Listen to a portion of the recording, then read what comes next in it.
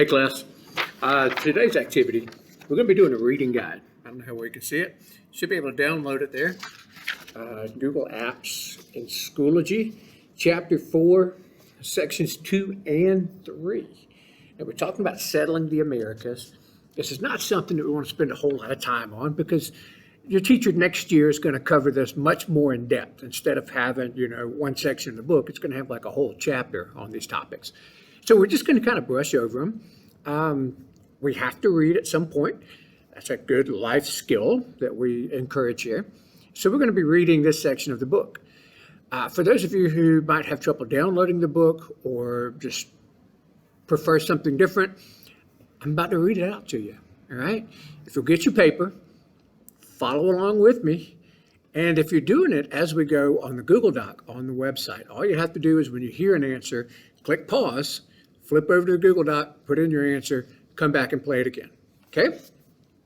All right, here we go. Chapter 4, Section 2, we're saying European nations settle North America. We've already got the Spanish over here. Now come the rest of the Europeans as the Protestant Reformation allows and the religious wars and stuff like that. And rather than just coming over and claiming land and making slaves of the locals, they're going to actually live here. They're going to settle in and make it their new home. All right, so here we go. Question number 1. On page 561, a northwest trade route through North America to Asia would become highly profitable. Not finding this route, the French, English, and Dutch instead blank. Let's go find that. Spain's successful colonization efforts in the Americas did not go unnoticed. Other European nations, such as England, France, and the Netherlands, soon became interested in obtaining their own valuable colonies. The Treaty of Tordesillas, signed in 1494, had divided the newly discovered lands between Spain and Portugal. However, other European countries ignored this treaty. They set out to build their own empires in the Americas. This resulted in a struggle for North America. Next section, titled Competing Claims in North America. Ferdinand Magellan's voyages showed that ships could reach Asia by way of the Pacific Ocean. Spain claimed that the route around the southern tip of America, they claimed that one. Other European nations hoped to find an easier and more direct route to the Pacific. If it existed, a northwest trade route through America to Asia would become highly profitable. Not finding this route, the French, English, and Dutch instead established colonies in North America. That's point number 1, established colonies in North America. If you can't get around America, you might as well settle in it and make this your new home. Question 2, what was Giovanni Verrazzano looking for in 1524? What did he find instead? Let's go find out. The early French explorers sailed west with dreams of reaching the East Indies, which is in Asia. One explorer was Giovanni de Verrazzano, an Italian in the service of France. In 1524, he sailed to North America in search of a sea route to the Pacific. He's looking for a way to sail around America to get to the Pacific or cut through the middle. So what he'd do is go up and down the coast, and every time there was a major river, he'd sail that river, hoping it would come out on the other side of the Pacific, and if it didn't, he'd turn around and come back out. Yeah, he's looking for a way around America. While he did not find the route, Verrazzano did discover what is today New York Harbor. So he did discover New York. 10 years later, the Frenchman Jacques Cartier, C-A-R-T-I-E-R, reached the Gulf off the eastern coast of Canada that led to a broad river. Cartier named this the St. Lawrence River.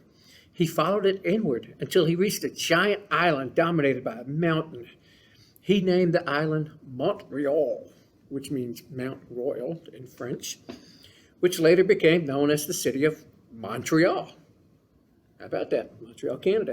In 1608, another French explorer, Samuel de Champlain, sailed up the St. Lawrence with 32 colonists, and they founded the city of Quebec, which became the base of France's colonial empire in North America called New France. 38 people in this new city. Boy, that's a big whopping city, isn't it? 38 people. But hey, the city of New France. So look at question number 3 on your paper. Who started the city of Montreal, Canada? Well, that would be Jacques Cartier, the Frenchman. You need to know how to spell it. Cartier. Who started the city of Quebec? Well, that would be Samuel, little d-e, Champlain. Champlain. Samuel de Champlain. All right. Question 4. What major river did Jesuit monks Marquette and Joliet explore and claim for France? Well, let's keep going. The French are here. Then the French penetrated the North American continent. In 1673, French Jesuit priest, a Jesuit is a Catholic missionary. Remember that from back in the Protestant Reformation, the Counter-Reformation? You did it in a reading guide. We didn't talk about it much. It was in a reading guide. But Jesuit, Jesuit, it's a Catholic missionary. Okay. The Jesuit priest, Jacques Marquette, and trader Louis Joliet explored the Great Lakes and the upper Mississippi River. The upper Mississippi River, right? That was number 4. They claimed the Mississippi River. All right. Nearly 10 years later, Sieur de la Salle explored the lower Mississippi. He claimed the entire river valley for France, and he named it Louisiana in honor of the French king, Louis XIV. By the early 1700s, New France covered much of what is now the Midwestern United States and Eastern Canada. France's North American empire was immense. It was huge, but it was very sparsely populated. There was hardly anybody there. Remember, Quebec or Montreal only had like 38 people in it. It's just little bitty places. By 1760, the European population of New France was only about 65,000 people. A large number of French colonists had no desire to build towns or raise families. These settlers included Catholic priests who sought to convert Native Americans and lived among them. They also included young single men engaged in what became France's new main economic activity, the fur trade. Unlike the English, the French were less interested in occupying these territories. They simply wanted to make money off the land. So here's what we're looking at for France. They're going to claim rivers and streams and waterways because what they're doing is just dropping off a whole bunch of people. Whoa, we disappeared. And they're going out into the woods and they're killing the animals and they'll skin them, the beavers, the bears, the elk, the caribou, all of the stuff they don't have back in Europe. You got to remember, this is before textile machinery was making cool stuff like this, and people wore furs, animal skins, and leather, right?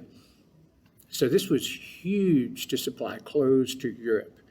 And with all these animals over here and exotic new types, they could sell to the rich people back there. So the French Empire over here was mostly about rivers and trapping animals and trading with the local Native Americans. Not much of an empire, but it's a whole lot of land and a whole lot of money. All right, question number 5 on your paper. Unlike the English, the French were less interested in occupying territories than they were in, do you remember? Making money. Making money off the land. Yeah, fur trade. All right, but then comes the English. The English aren't worried about that. They want to live here. They want to occupy it. England doesn't have a whole lot of land. They want to move here and make it their new home. So here we go. The English arrive in North America. The explorations of the Spanish and the French inspired the English. In 1606, a company of London investors received from King James a charter to start a colony in North America. And later on in the year 1606, the company's 3 ships and more than 100 settlers pushed out of an English harbor. 4 months later, in 1607, they reached the coast of land that they called Virginia. The colonists claimed the land as their own, and they named the settlement Jamestown in honor of their King James. The colony's start was disastrous.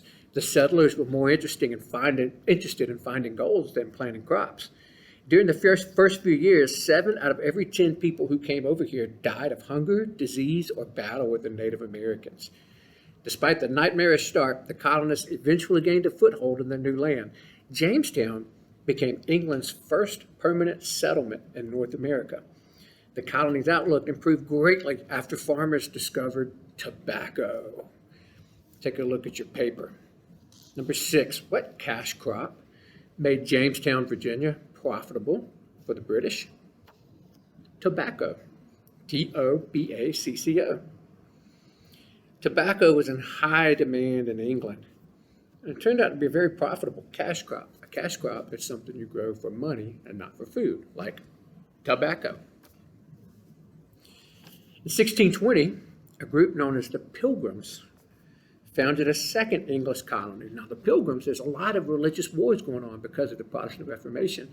These guys are fleeing religious wars, and rather than try to find some place to work out their differences in Europe, they're like, you know what? Forget Europe. We're going to move to the other side of the world, move into the woods, and just start our own little town with our own little religion. That's cool. They founded a second English colony called Plymouth in a land called Massachusetts. Persecuted for their religious beliefs in England, these colonists sought religious freedom. 10 years later, a group known as the Puritans also sought religious freedom from England's Anglican Church, and they established an even larger colony in nearby Massachusetts Bay. So far in America, the English have Jamestown, which is for raising tobacco and making money.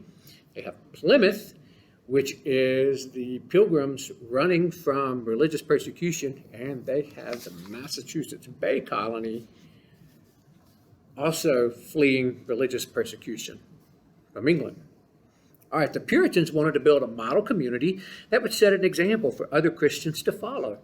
Although the colony experienced early difficulties, it gradually took hold. This was due in large part to the numerous families in the colony. Unlike the mostly single male population in Jamestown, who just came in for money, these religious settlers were coming in to settle. This was going to be their forever home, so they brought their children, they brought the grandparents, they brought the dog. The whole family moved in, right? This is their new land that they're claiming.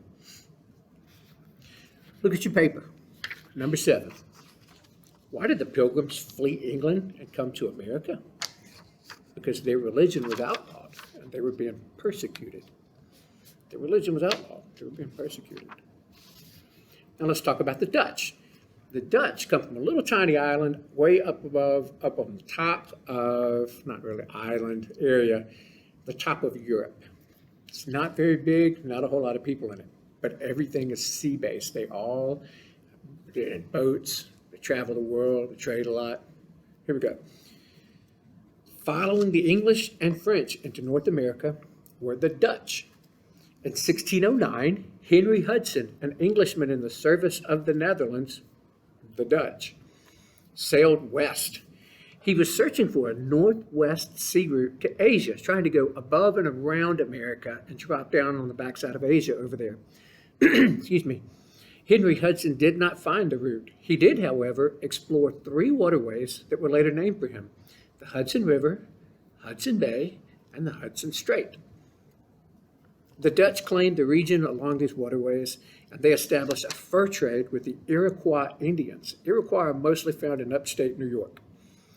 They built trading posts along the Hudson River at Fort Orange, which is now called Albany, New York, and on Manhattan Island, which is now New York City. Dutch merchants formed the Dutch West India Company. In 1621, the Dutch government granted the company permission to colonize the region and expand the fur trade.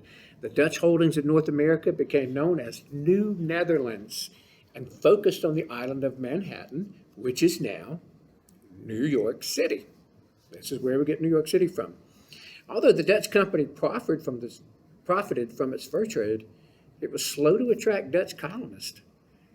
To encourage settlers, the colony opened its doors to a variety of people. Gradually, more Dutch were there, as well as Germans and French, Scandinavians, other Europeans. Anyone who couldn't find a life in Europe or was run out by the religious wars, moved to this Dutch colony where they didn't care who was there, they just needed bodies. You remember me talking about in class on Monday about how, or the videos on Friday, about how we just needed bodies over here in the Americas.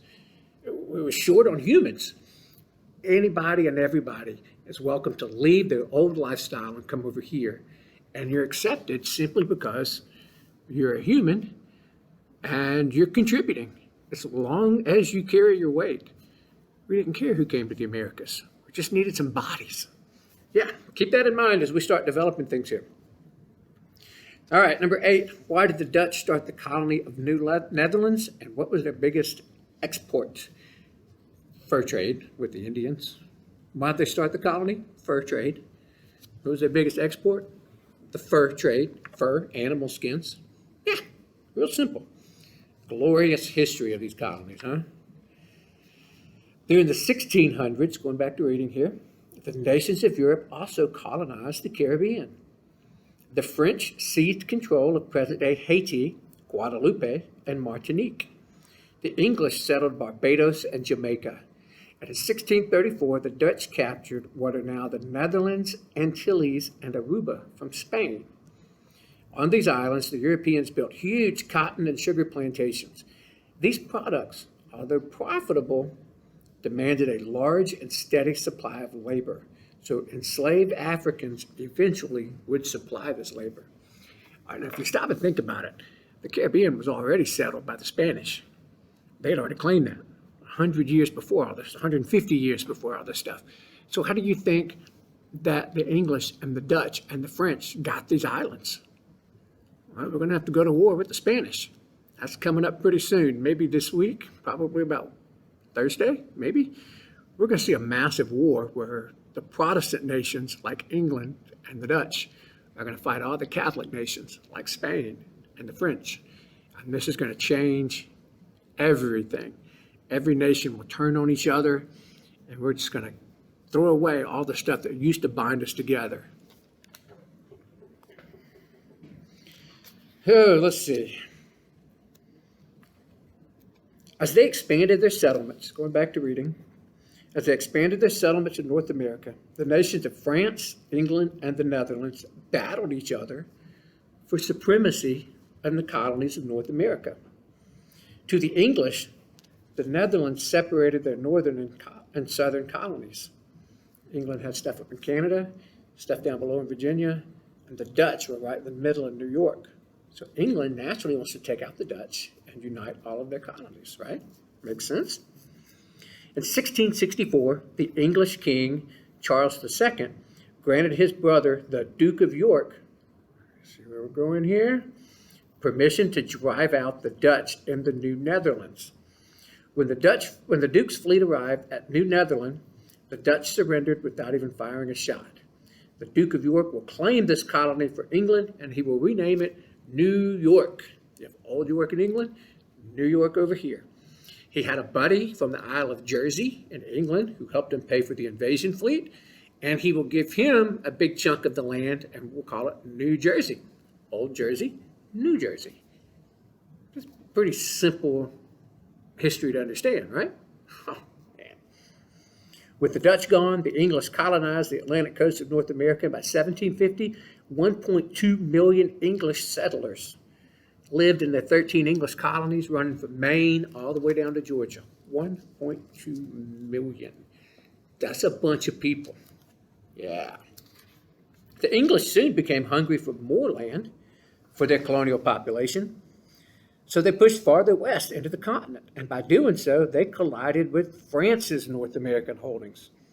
As their colonies expanded, France and England began to fear with each other, and it seemed like a major conflict was on the horizon. In 1754, a dispute over land claimed in the Ohio River Valley led to a war between the British and the French on North America's continent.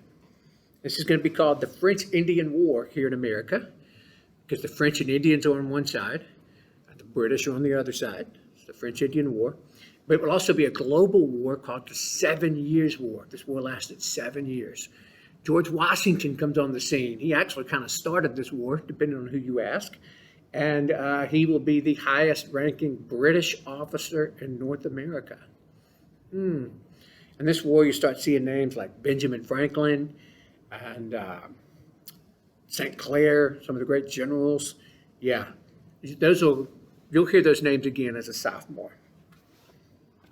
As in Mexico and the South America, the arrival of Europeans in the present-day United States had a great impact on Native Americans. European colonization brought mostly disaster for the land's original inhabitants.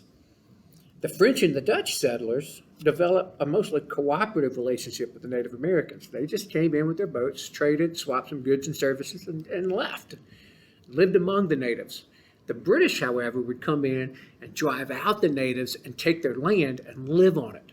So if you're a Native American, do you prefer the French style of rule or the English style of rule? The French come in, buy and sell and trade and get the heck out. The English come in, drive you out and take all of your stuff and live on your land. The Native Americans preferred the French. Easy to figure out, huh? This was due mainly to the mutual benefits of the fur trade. Native Americans did most of the trapping and then traded the furs to the French for such items as guns, hatchets, mirrors, beads. The Dutch also cooperated with Native Americans in an effort to establish a fur trading enterprise. The groups did not live together in complete harmony, though. The Dutch settlers fought with various Native American groups over land claims and trading rights. And for the most part, however, the French and Dutch colonists lived peacefully with their Native American host. Let's go to our paper.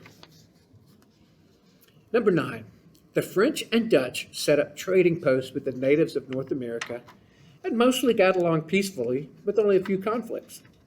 The English were a different story. Why did the English and natives fight so much?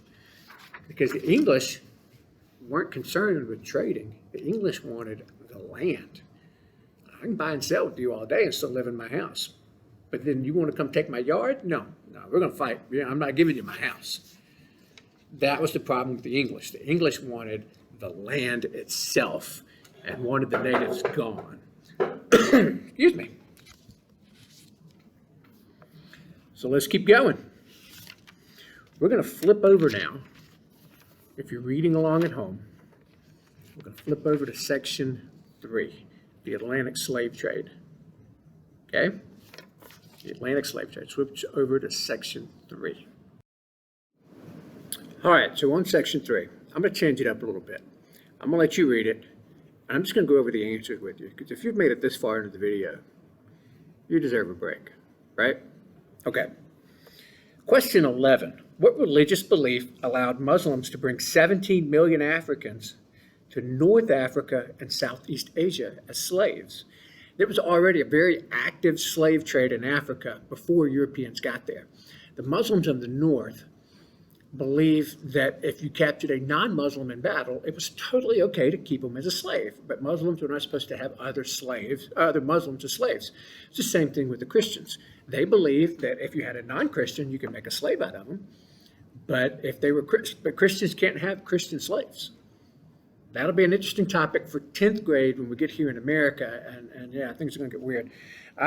So anyway, number 11 is they think up to 17 million non-Muslim Africans were traded by the Muslim kingdoms in North Africa. And there was a very active slave trade going all over the continent, even out into Asia when the Europeans first arrived. Number 12. What occurrence persuaded the Portuguese to switch from African gold to African slavery for profit? If you remember, the Portuguese were the first ones from Europe to start trading with Africa, right? Remember all that going down the coast? Okay. At first, they wanted the gold. Everything was about gold. But then when the colonization of the Americas started, there's your answer. Colonization of the Americas, C-O-L-O-N-I-Z-A-T-I-O-N, colonization of America. And all of the Native Americans died off. They realized there was a huge profit in selling those slaves to the Spanish in the Americas to repopulate the Americas, right?